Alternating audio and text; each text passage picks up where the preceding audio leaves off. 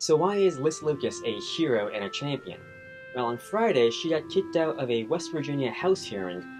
She got dragged out by the security. Now, was she causing a ruckus? Was she assaulting somebody? Was she making personal attacks?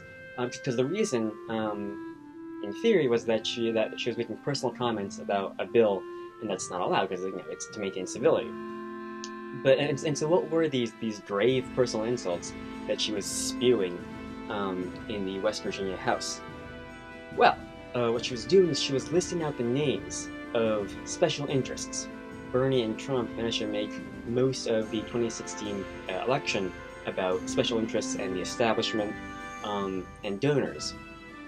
But that's just on the national executive level, right? What about special interests in the legislature? How about special interests in state governments and special interests, I suppose, in international not laws, but treaties and agreements?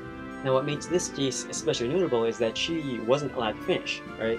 She got through, I think, 3 names before she was forcibly ejected from the hearing. Now, if they had let her finish, if they had let her speak and say her words, what she said might have been heard by a couple dozen people, maybe 100 or so people who were at the hearing. But just like the doctor who got ejected from the flight on United, right? Because they didn't let her finish, because they forcibly dragged her out for daring to say a few names, the West Virginia House has managed, I think, to activate the Streisand effect, meaning that now people will look on this issue that could have been a small matter that would have gone forgotten to what is now getting attention all across the world. And this is fantastic, right? And it's so important because Capitol Hill isn't the only place where laws are made, and the White House isn't the only executive instrument of the government, right? Each city, each state has its own government, has its own legislative body, right? And they are all in charge of making local laws, local statutes, and local regulations that affect businesses and create profits just as much as laws on a national level. In fact, sometimes even more.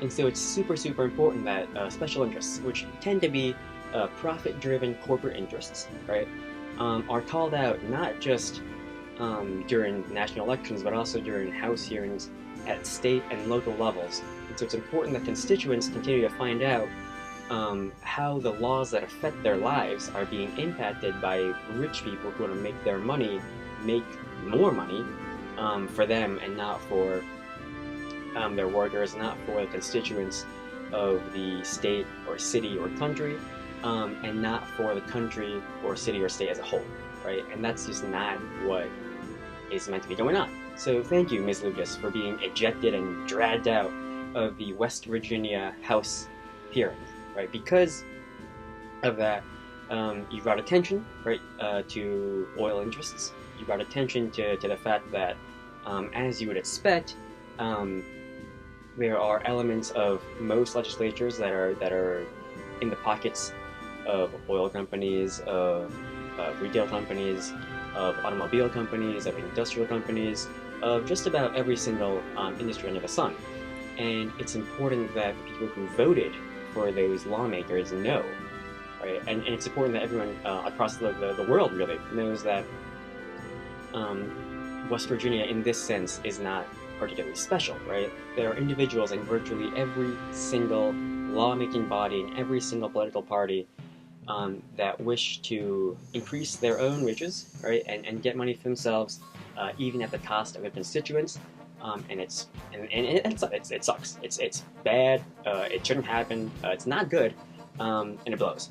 Miss Lucas is a people's hero, and I think all of us should follow her example and make sure that we're informed about what impacts and what affects the people that we vote for, our representatives, right? And who is putting money into their pockets if it isn't taxpayers.